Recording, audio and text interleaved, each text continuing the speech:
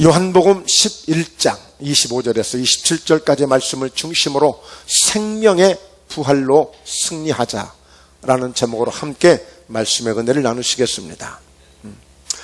부활에 가장 큰 의미가 있다면 그것을 가장 짧게 그리고 임팩트 있게 말하라면, 표현을 하라고, 설명을 하라고 한다면 저는 이렇게 딱 한마디로 대답하고 싶습니다. 함께 한번 해볼까요? 생명이다.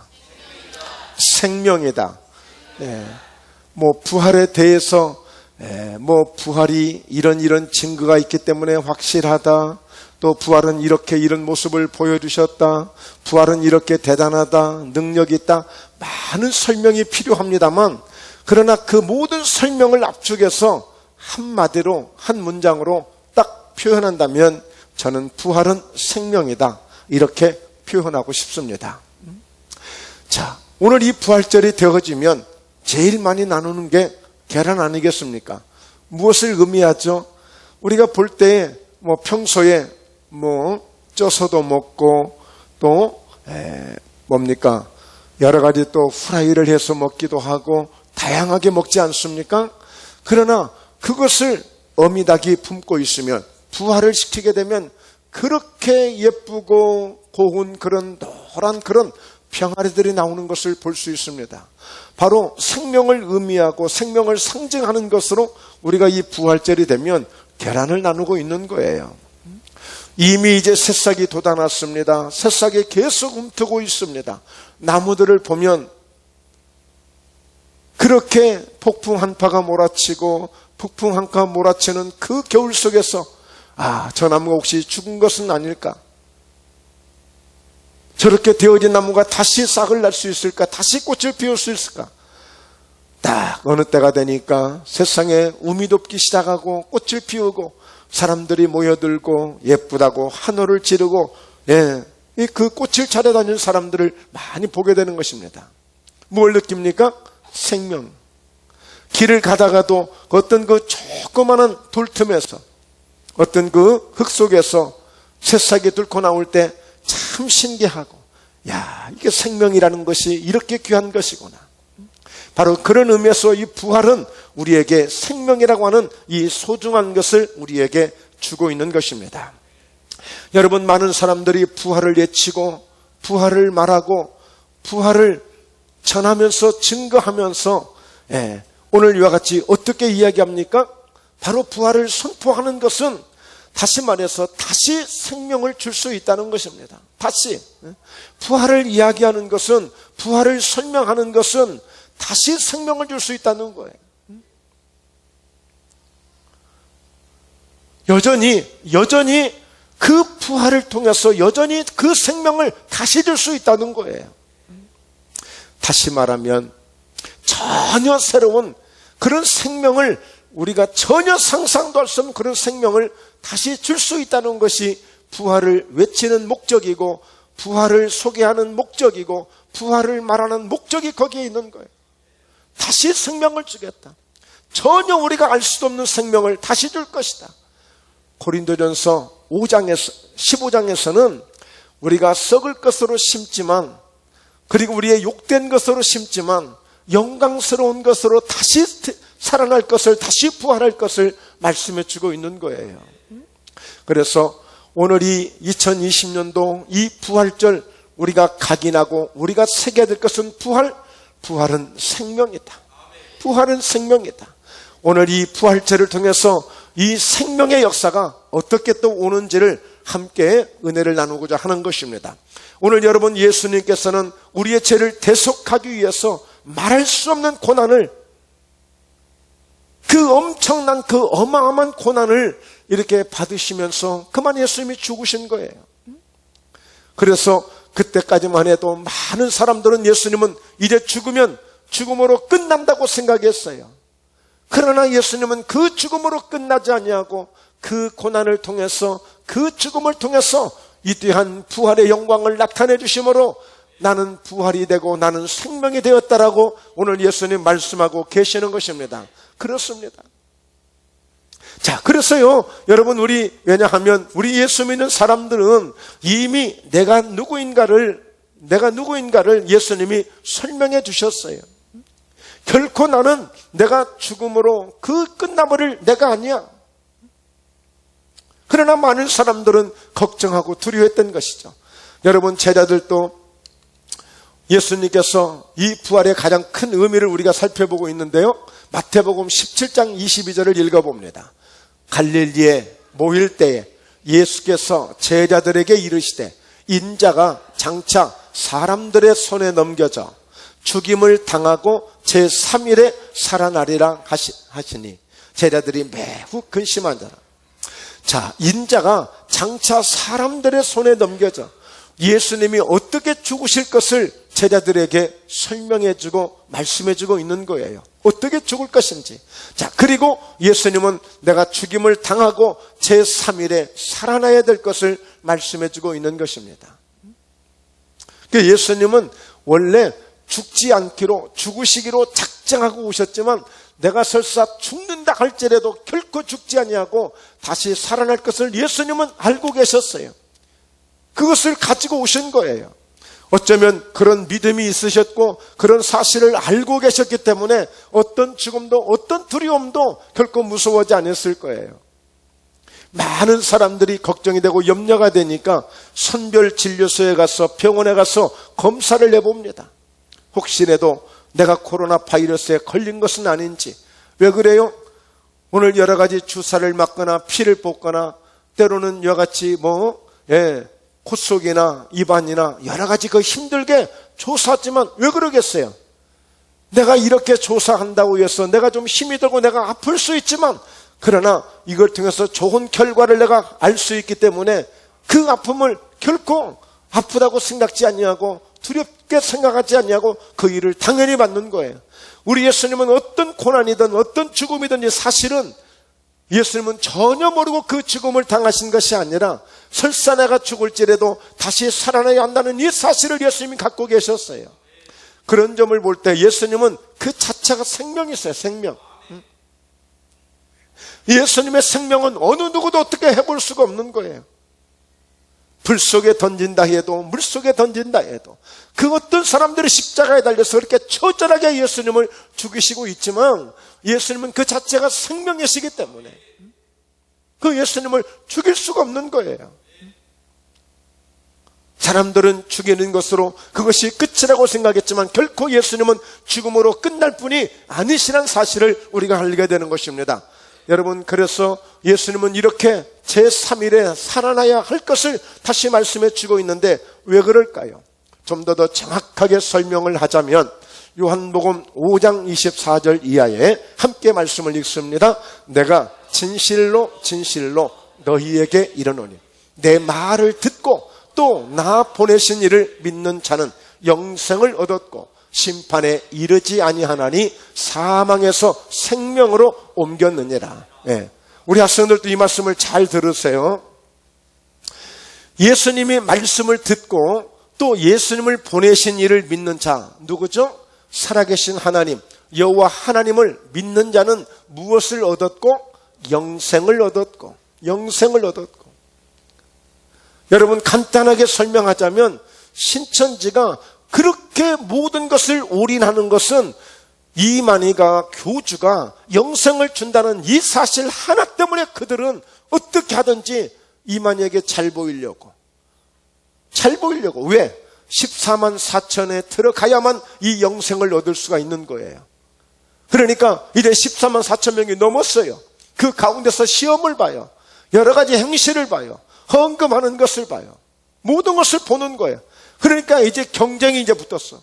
경쟁. 뭐 때문에? 영생을 준다는 이 사실 하나 때문에.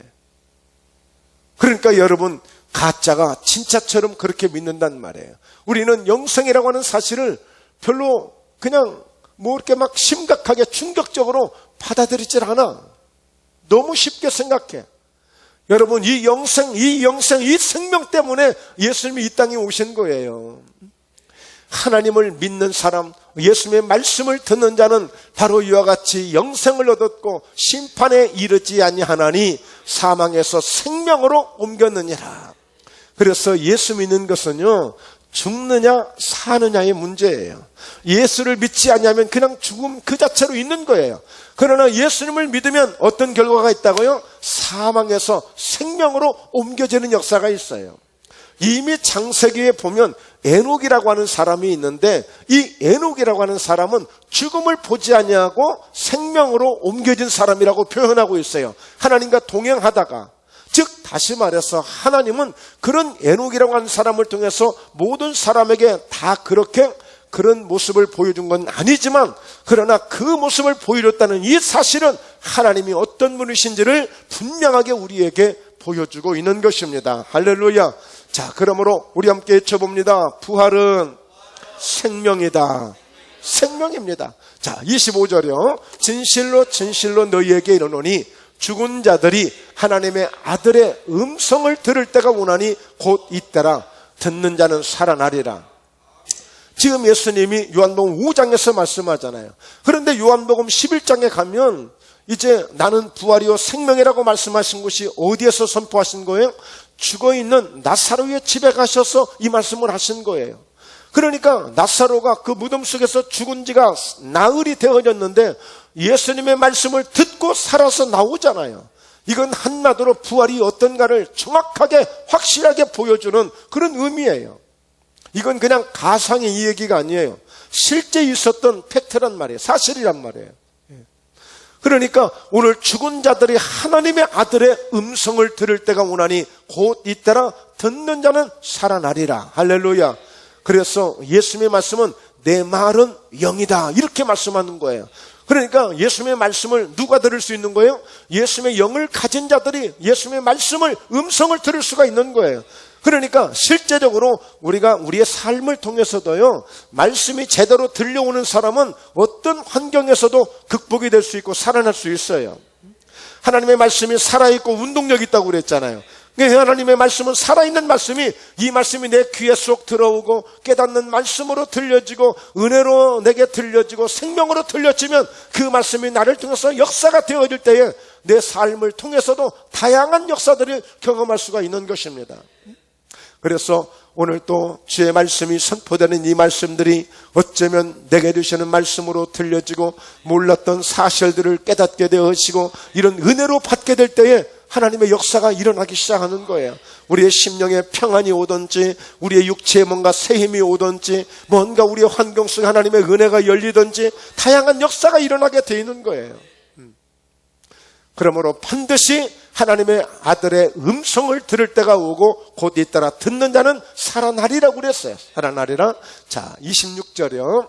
아버지께서 자기 속에 생명의 있음같이 아들에게도 생명을 주어 그 속에 있게 하셨고. 굉장히 중요한 말씀이에요.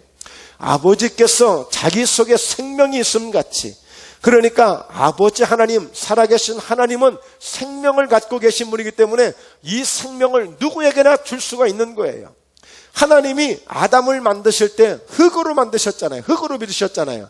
자, 그래 놓고 그 코에 후 하고 하나님의 그 생기를 불어넣었더니 생명이 되어진지라. 즉 살아 숨쉬는 호흡자가 되어진 거예요. 그러니까 하나님 안에 있는 그 생명을 받게 되면, 하나님의 생명의 기운을 받게 되면 우리가 하나님의 새 힘을 얻게 되는 그런 은혜도 얻게 되는 것입니다. 그러면 하나님은 어떤 분? 새 힘을 얻으리니 여호와를 앙망하는 자는 새 힘을 얻으리니, 하나님이 그 힘을 주시는 거예요. 그러니까 이 생명이 하나님 속에 있어요. 그래서 아들에게도 생명을 주어 그 속에 있게 하셨고, 요한복음 1장에 보면 독생하셨던 그 아들을 태어나게 하셨고 이 땅에 보내셨다고 말씀하고 있는데, 즉 하나님의 생명이 예수님 속에 있는 거예요. 그러니까 예수님은 이런 말씀하십니다. 너희가 내 안에, 내가 너희 안에 있으면 무엇이든지 원하는 대로 구하라. 그리하면 내가 시행하리라고 그랬어요. 그러니까 우리가 그런 믿음도 가져야 되지만, 이제 우리 예수 믿는 사람들은 뭘 소유하게 되어지는 것입니까? 예수님의 생명을 우리가 소유하게 되는 거예요. 그러니까 제자들이 자꾸만 예수님에게 아버지, 아버지, 아버지, 아버지, 그리고 예수님, 아버지가 어디 있다고 그래요? 아버지 좀 보여줘 보세요. 예? 제자들 그런 거야. 에이 친구들아, 나를 보면 이미 아버지를 본 거야. 아니 어떻게 해요? 아버지가 내 안에 계셔. 그래서 내가 하는 이 모든 일들이 내가 하는 게 아니야. 아버지가 계시기 때문에 이렇게 할 수 있는 거야. 예. 여러분, 그러므로 예수님이 우리 안에 계시는 저와 여러분 되셔서 예수님 하셨던 모든 일들을 할 수도 있고 예수의 생명을 갖게 되므로 저와 여러분도 부활의 신앙이 되어진 것입니다. 부활의 믿음이 된 거예요. 자, 그리고 27절에 또 인자됨으로 말미암아 심판하는 권한을 주셨느니라. 그러니까 하나님이 예수님에게 모든 권한을 주셨죠. 그래서 마태복음 28장 19절, 20절, 18절 이하에도 보면 하나님 아버지께서 하늘과 땅의 모든 권세를 내게 다 주셨다고 말씀하잖아요. 자, 28절, 이를 놀랍게 여기지 말라. 무덤 속에 있는 자가 다 그의 음성을 들을 때가 오나니 선한 일을 행한 자는 생명의 부활로, 악한 일을 행한 자는 심판의 부활로 나오리라. 그래서 우리가 한 가지 알아야 될 것은 예수 믿는 사람만 영원히 사는 게 아니에요. 예수 믿지 않는 사람도 영원히 삽니다. 영원히 살아요. 그래서 예수 믿지 않는 사람들은 뭘 해요? 제사 지내잖아요. 뭐가 온다고? 귀신이 온다고. 귀신이 온다고 믿는 거예요. 그러나 그들이 믿는 것은 잘못 믿는 거죠.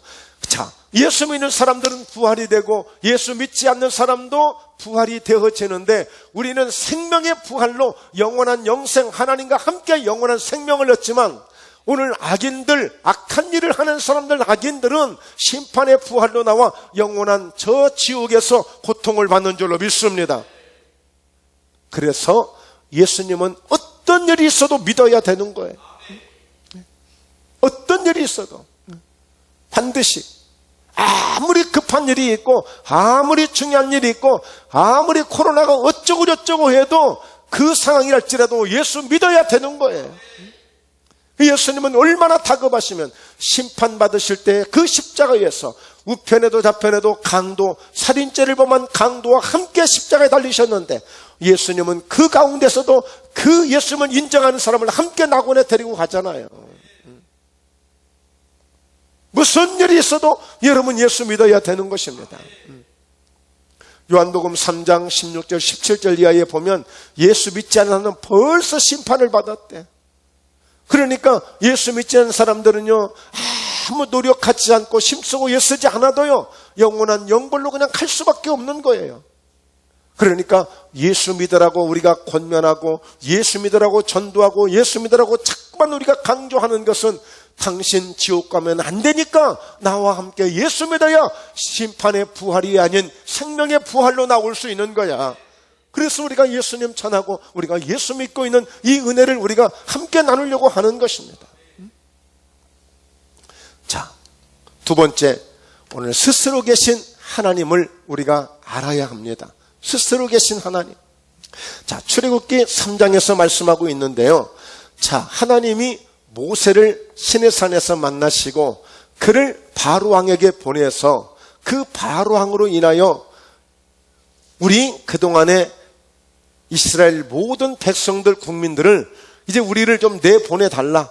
그래서 사흘길이 되는 곳에 가서 그동안 우리가 하나님께 예배 한번 제대로 못 드렸는데 우리 하나님 앞에 좀 제사 좀 예배 좀 드릴 수 있도록 우리 백성들을 좀 놓아주세요. 이렇게 이야기하러 가라고 하나님이 말씀을 하시는데 도대체 이 모세도 믿음이 오지 않는 거예요. 자기 형편을 보니 80세가 되어진 할아버지 40년 동안이나 저 광야에서 양치고 소치고 그렇게 목축업을 하던, 그것도 장인의 집에서 처가살이하면서 참으로 초라하게 인생을 살아왔던 그의 인생을 어떻게 감히 애굽의 왕, 40년 전에 정말 시슬퍼런 그 무섭고 겁이 나서 도망갔던 곳인데 그곳을 다시 들어가서 왕에게 감히 이스라엘 민족, 이스라엘 백성들을 내보내달라고 어떻게 이야기할 수 있어요? 그렇게 하나님이 설명하시는 거야. 가.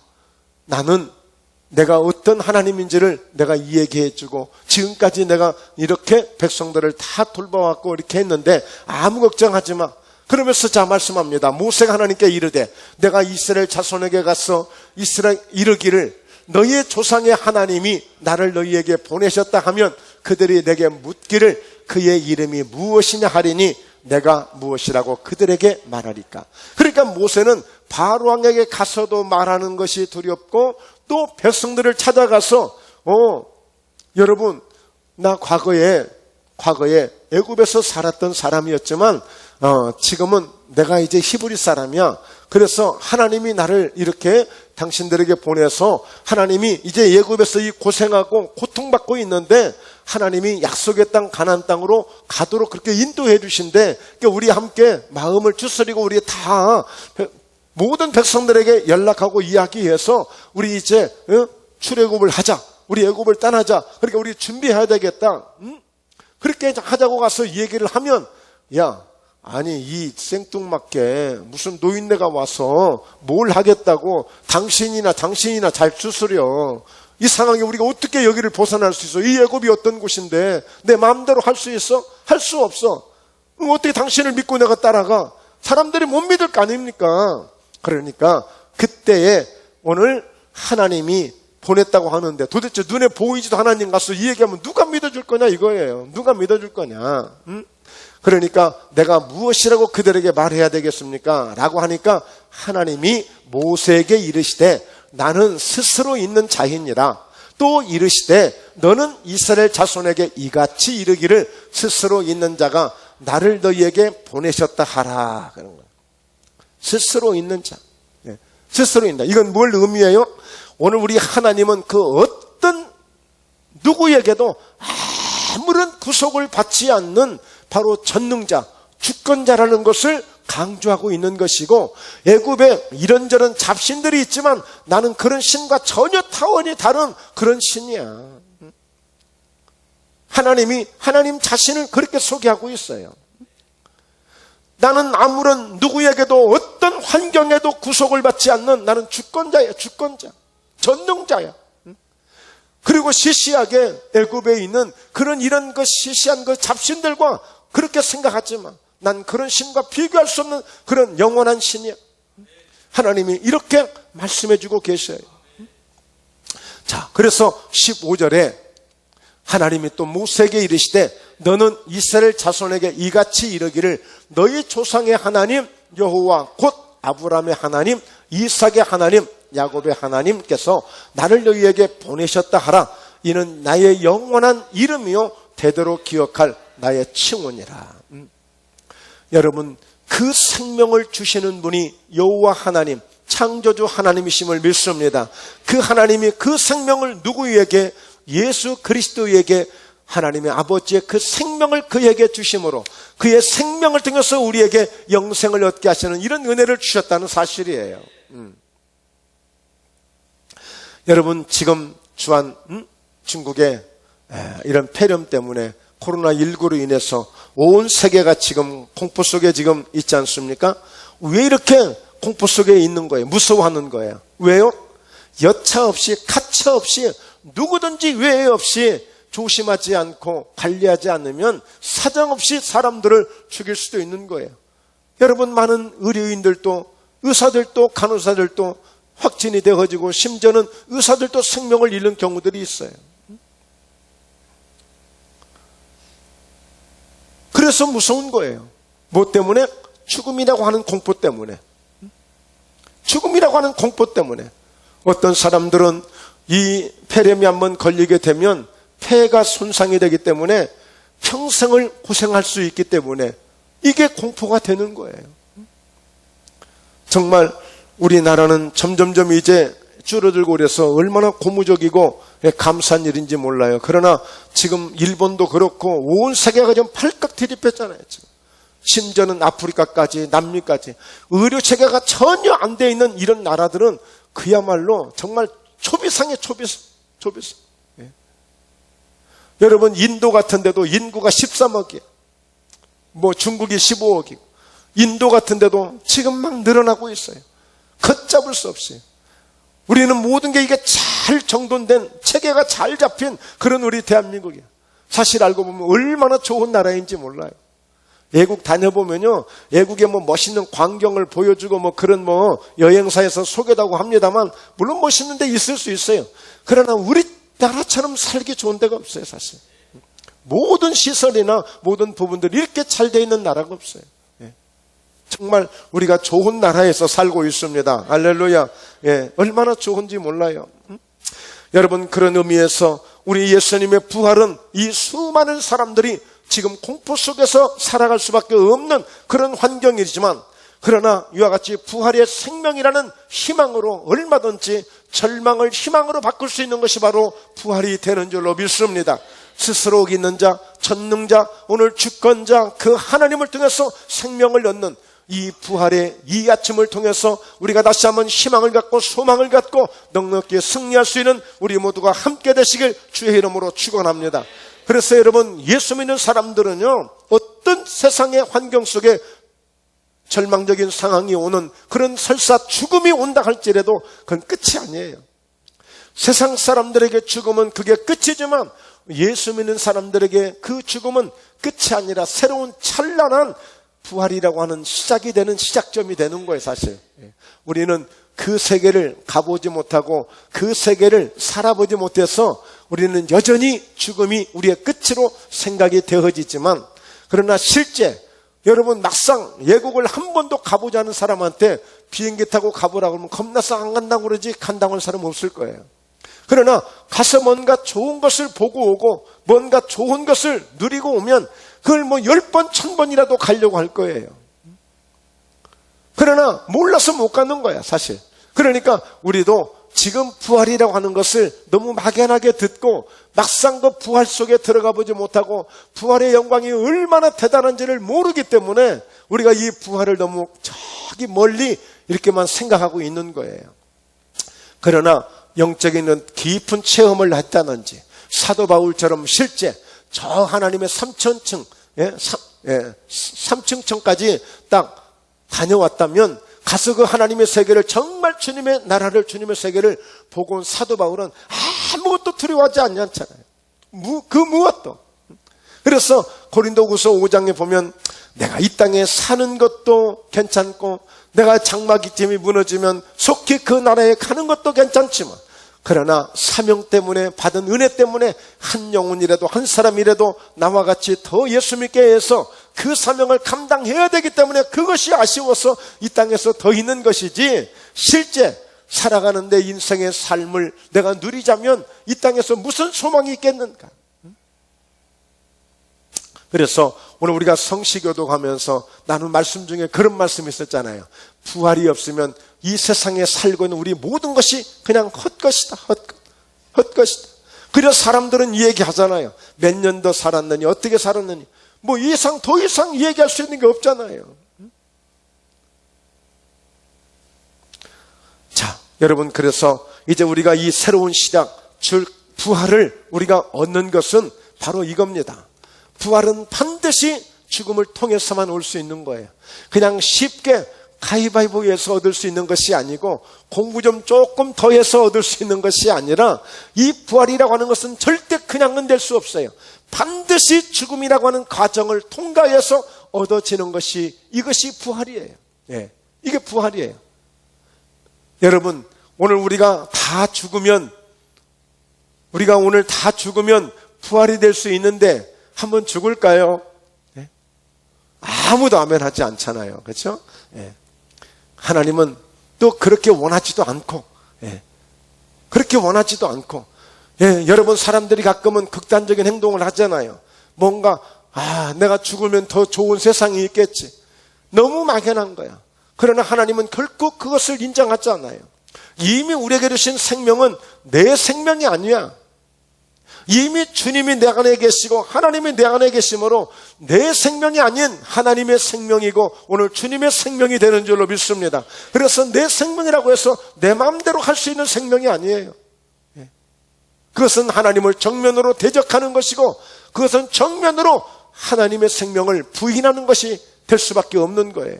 그래서 여러분, 아무리 살기 힘들고 절대 여러분에게 그런 일이 없기를 바라지만, 없으실 것이지만, 그러나 절대 여러분 그런 극단적인 행동은 누구에게도 말하지 말고 누구에게도 권면해서 안 되고 누구에게도 그것을 권장해서는 안 되는 거예요.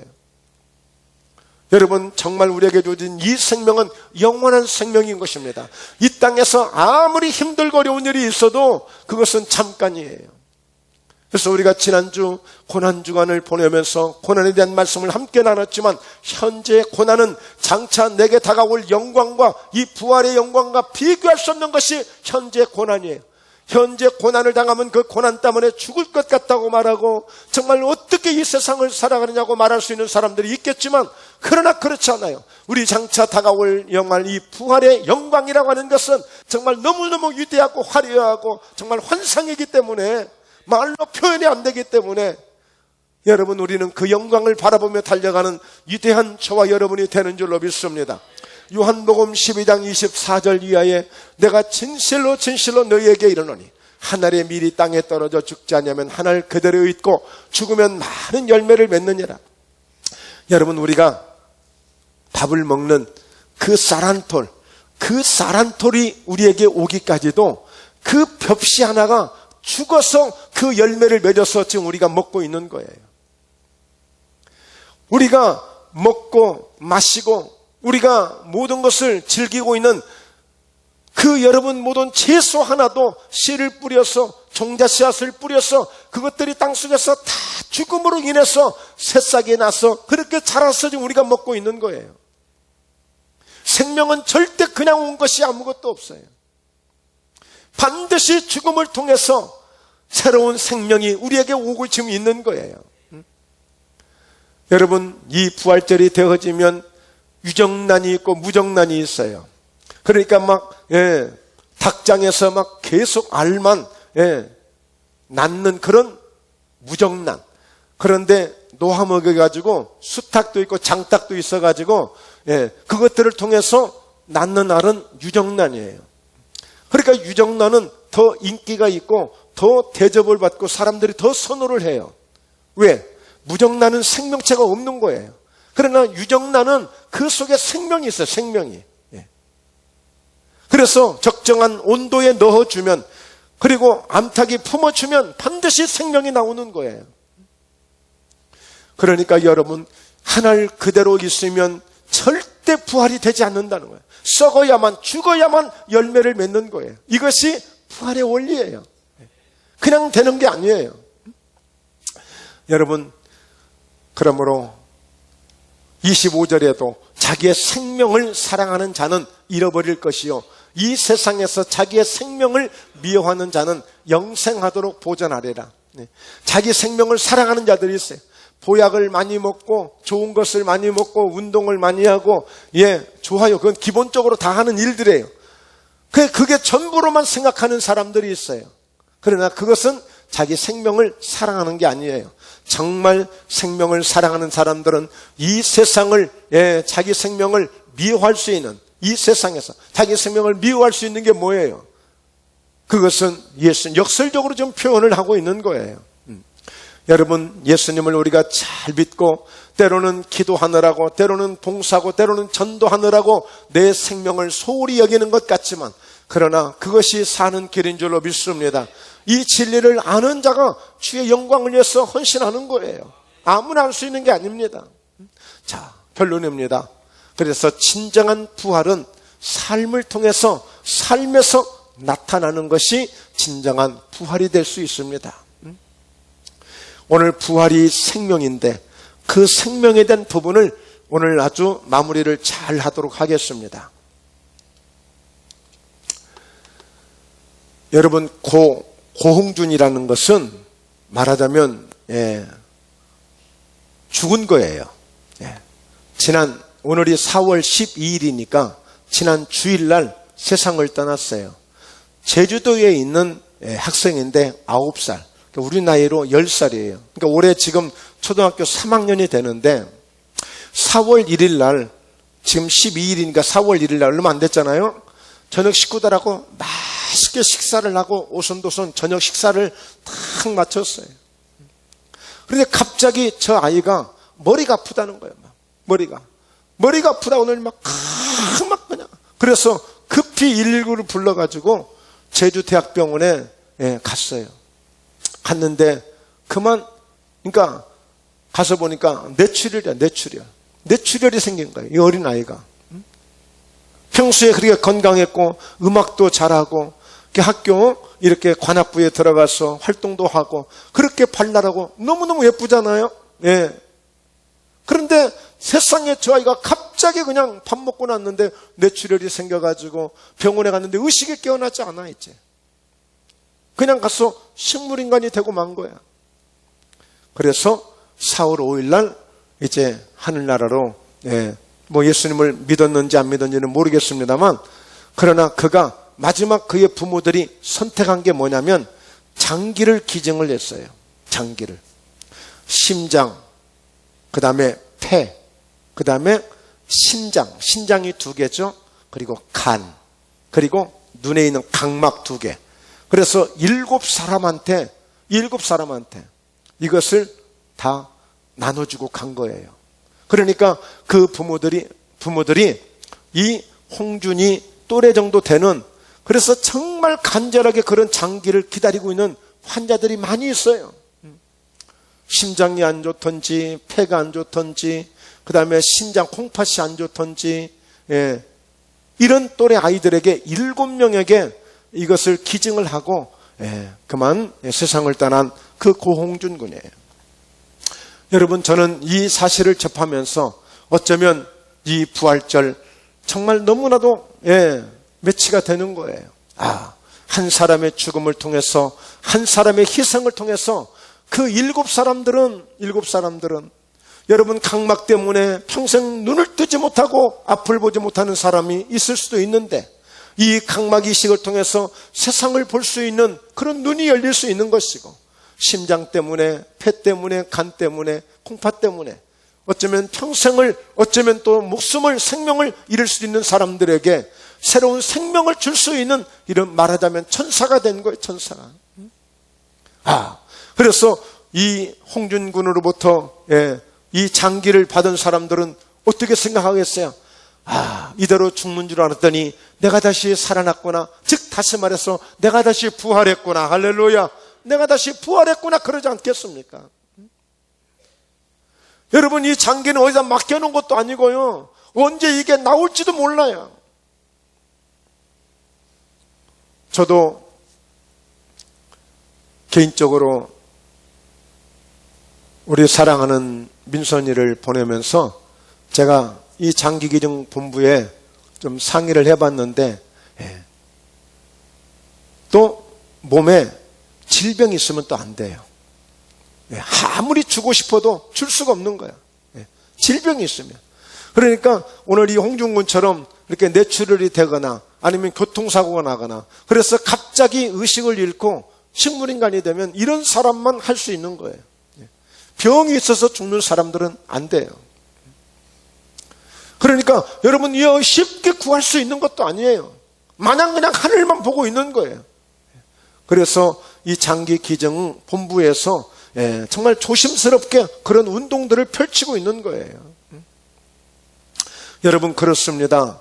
진정한 부활은 이제 우리가 삶을 통해서도 나타날 수가 있는 것입니다. 얼마든지요. 자, 오늘 예수님 말씀합니다. 너희는 세상의 소금이라고 말했어요. 소금이 만일 그 맛을 잃으면 무엇으로 짜게 하겠냐?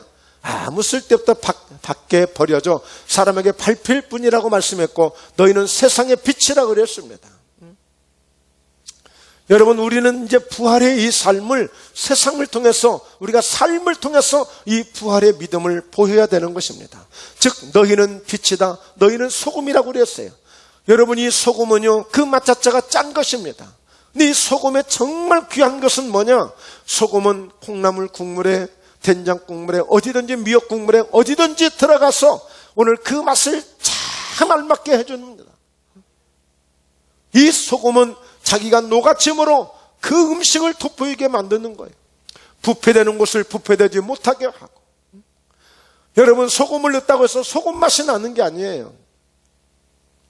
이와 같이 소금을 잘 사용해서 그 맛을 돋구어줌으로 김치가 김치 될 수 있고 맛있는 찌개가 찌개 될 수 있는 것처럼 오늘 우리도 소금처럼 어디를 가든지 누구에게든지 어디서든 그렇게 녹아질 수 있는, 오늘 예수님 말씀하잖아요. 너희 소금이야. 그 얘기는 뭐예요? 소금처럼 너희도 방부제 역할을 해야 되고, 소금처럼 녹아져서 그 부분을, 그 과정을, 그 단체를, 그 모임을, 그 만남을 더 돋보이게 만들고 더 복되게 만들라는 거예요.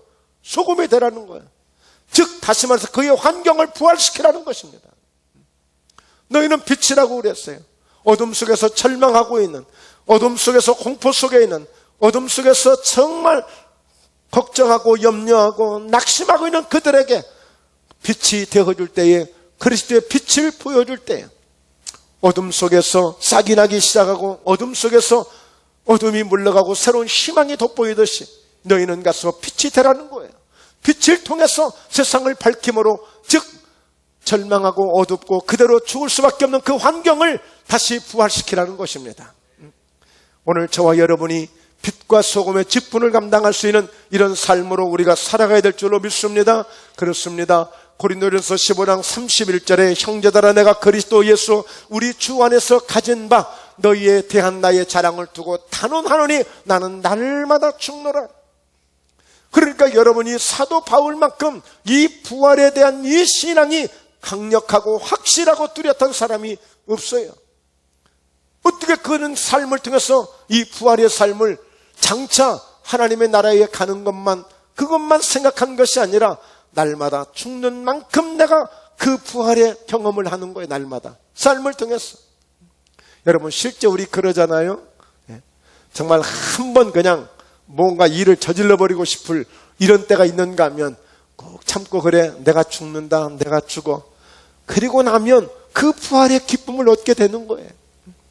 가정에서다, 누구에게서는 어디서든지 정말 당장이라도 막 부숴버리고 싶은 막 이런 것들이 있지 않습니까? 그러나 이것을 우리가 잘 믿음으로 극복하고 넘기면, 한번 죽어주면 오늘 당장의 부활의 기쁨이 오게 될 줄로 믿습니다. 삶을 통해서 이제 우리가 진정한 부활을 누려야 돼요. 여러분 우리가 삶을 통해서도 이 부활을 누리지 못하는데 장래 죽으면 그건 그 다음에 거기에 대한 것은 너무 무책임하다고 생각이 되었어요. 여러분 그래서 우리는 이미 죽었던 경험을 다 해본 사람들입니다. 에베소서 2장 1절 이하에 그는 허물과 죄로 죽었던 너희를, 우리를, 나를 살리셨도다 그랬어요. 이미 하나님이 예수 믿는 그 순간에 저와 여러분을 살려놓으신 거예요. 다 한 번 정도는 이미 믿음의 부활을 경험한 사람들입니다. 믿음의 부활을 경험한 사람들이에요. 그러니까 얼마든지 우리 환경을 통해서, 우리 삶을 통해서도 부활이 될 수 있는 것입니다. 지금 절망하고 있는 낙심과 절망 속에 있는 그 어떤 환경에 있는 어떤 사람이랄지라도 반드시 이 부활의 믿음을 가지고 우리가 기도하고 믿음으로 나아간다면 반드시 놀라운 하나님의 영광을 보게 될 줄로 믿습니다. 할렐루야. 바라기는 저희 목포예담교회도 지금까지 베푸신 하나님의 은혜를 감사하면서 이 부활의 믿음을 가지고 정말 주님이 멋지게 오늘 다시 한번 교회를 쓰시고 저와 여러분을 부활의 믿음의 일꾼들로 사용해 주실 때 하나님의 큰 역사를 경험하게 될 줄로 믿습니다. 할렐루야. 이 부활의 믿음을 가지시고 생명을 소유하신 늘 살아있는 모습으로, 살아있는 믿음으로, 살아있는 생기가 넘치는 그런 삶으로 늘 충만하시길 주 예수 이름으로 축원합니다.